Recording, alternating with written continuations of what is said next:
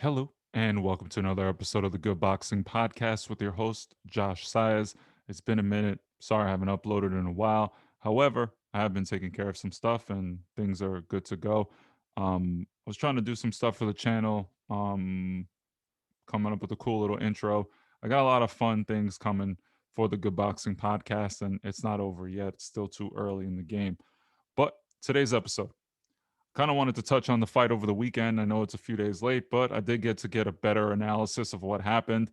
And I'm just going to kind of tell you more or less how I feel and the implications of the fight.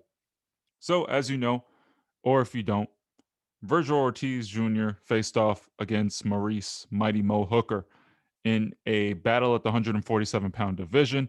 Vergil Ortiz is Oscar De La Hoya's, in my opinion, biggest star in terms of pure talent. He no longer has Canelo Alvarez, but in terms of popularity, you have to give Oscar De La Hoya's biggest talent to Ryan Garcia. He does have the biggest following, probably gets the most views.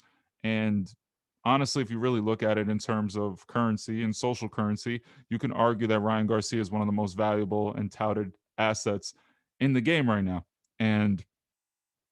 But when it comes to boxing, clearly Ryan Garcia does have some work to do. He's still developing, and he's not the perennial prospect that Vergil Ortiz is.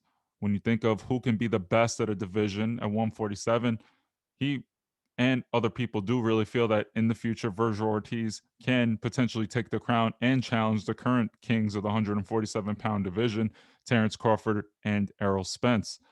Talking about the rumor mill, Terrence Crawford apparently and Oscar De La Hoya had mentioned both that there was a potential opportunity that if Vergil Ortiz looks spectacular in this fight and things went well, that they would actually match the two up.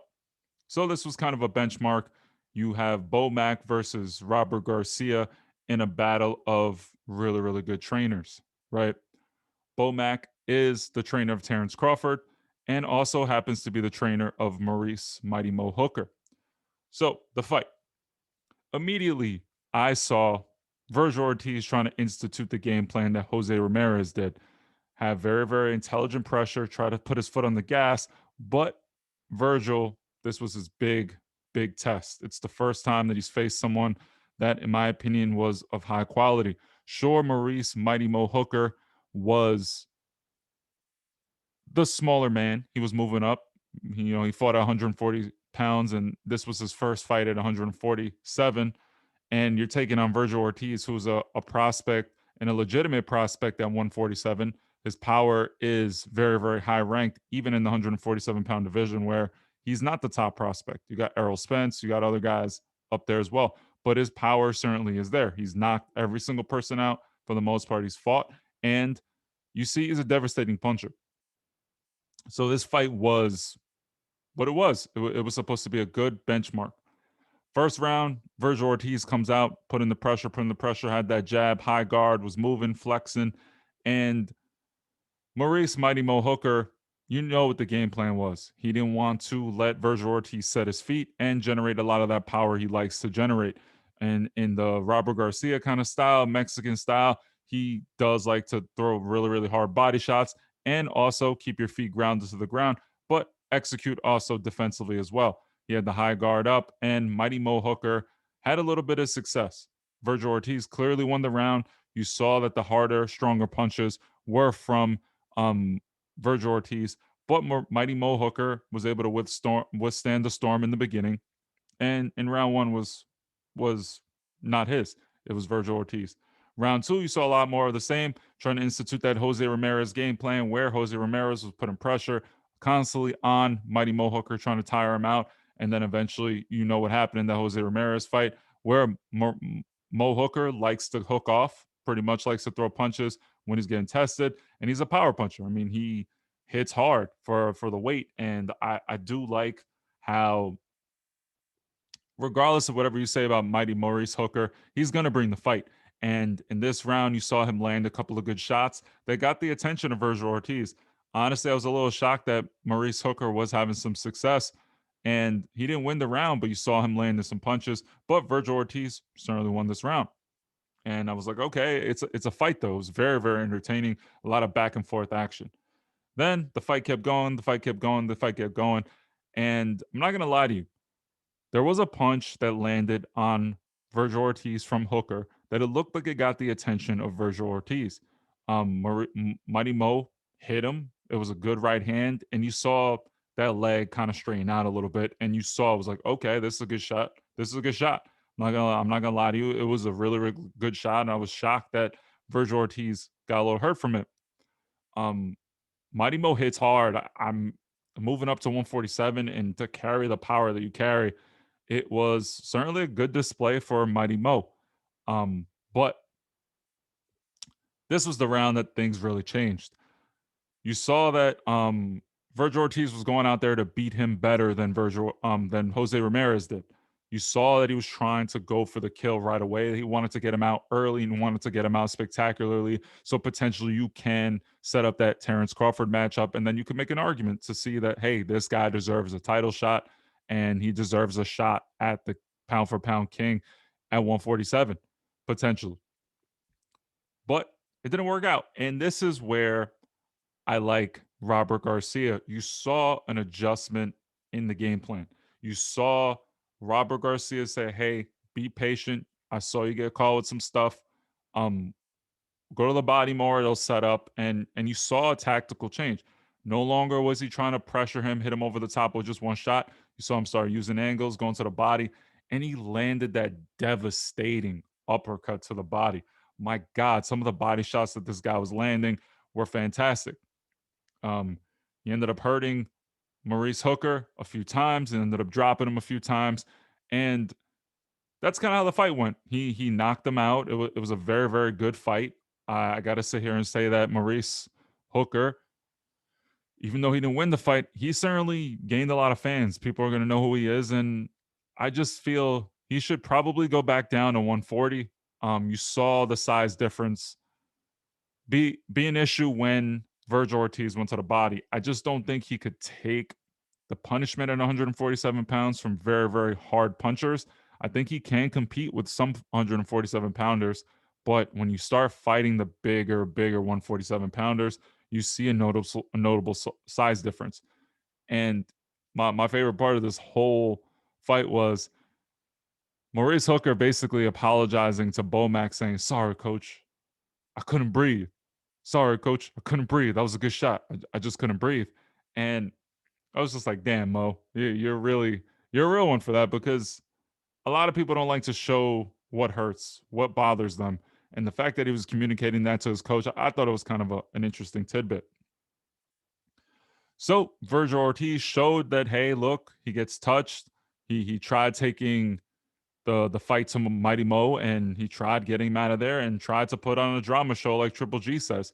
He was trying to knock him out, and he just didn't. The first game plan didn't work, and like a true prospect and a true champion and a true a trainer does, you make adjustments.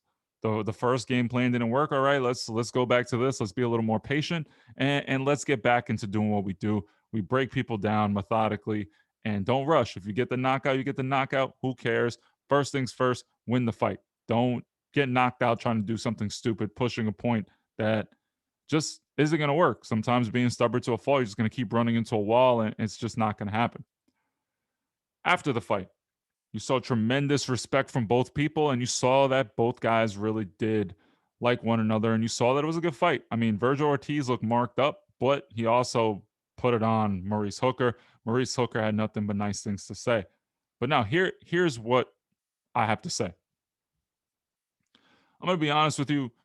Mighty Maurice Hooker doesn't have the same chemistry with Bomack that, let's say, a Terrence Crawford has.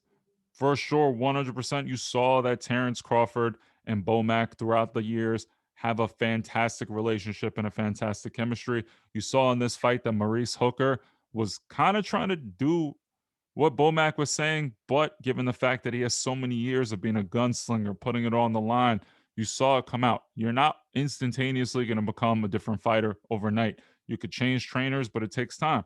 And that's what I saw here. I don't think Maurice Hooker, even if he had Bomack for a long time, would have won the fight, because look, they make adjustments. But Bomack did his best, and you saw what could potentially work against Vergil Ortiz in the future. And I'm just gonna say this right here. Vergil Ortiz should not fight Terrence Crawford right now. I know people are gonna say that Canelo Alvarez fought Floyd Mayweather. They're gonna say that a bunch of young fighters step up against a crafty veteran who's at the top of his game. But right now, I think Vergil Ortiz needs to develop certain things in his match in his toolkit. I think the moment, sure, is it's only going to get better. You're only going to prepare better for when you're fighting a pound for pound. Terrence Crawford fights the best version of everyone because everyone is showing up to fight Terrence Crawford. You're trying to upend one of the pound for pound list champions.